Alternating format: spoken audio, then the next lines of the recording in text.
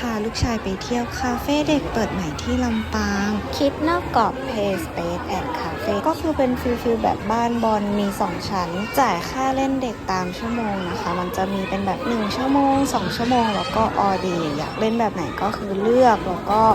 จ่ายเงินใส่ถุงเท้าแล้วก็เข้าไปเล่นได้เลยแล้วก็เขามีที่นั่งรอสำหรับผู้ปกครองด้วยมีอาหารขนมเครื่องดื่มครบเรทราคาค่าอาหารก็เป็นเรทของคาเฟ่ทั่วไปรสชาติโอเคใช้ได้เลยอาหารรสชาติไม่แย่เลยแต่ว่าไม่ได้ลองชิมขนมจะเด็กสนุกมากก็จะยอมลงมากินข้าว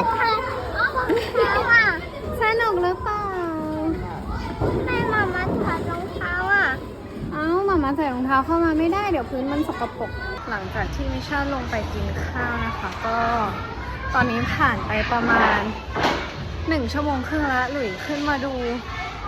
แล้วมิชาหายไปไหน ลูกฉันอยู่ไหน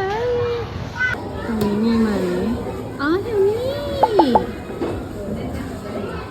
ไปเลยไม่ต้องกลัวไม่ใช่มีวาเดอร์ใครเนี่ย ลาเดอร์ของใครเนี่ย ไฟช็อปหรือเปล่า ใช่ของไฟชักไปกลับได้แล้วครับ มาเล่น เล่นนานแล้วลูก มาเล่นหน่อย เล่นก่อนเราเล่นนานแล้ว ไม่ใช่แบบไอศครีมอ่ะ ไปโอเค เดี๋ยวใส่รองเท้าให้เรียบร้อยก่อน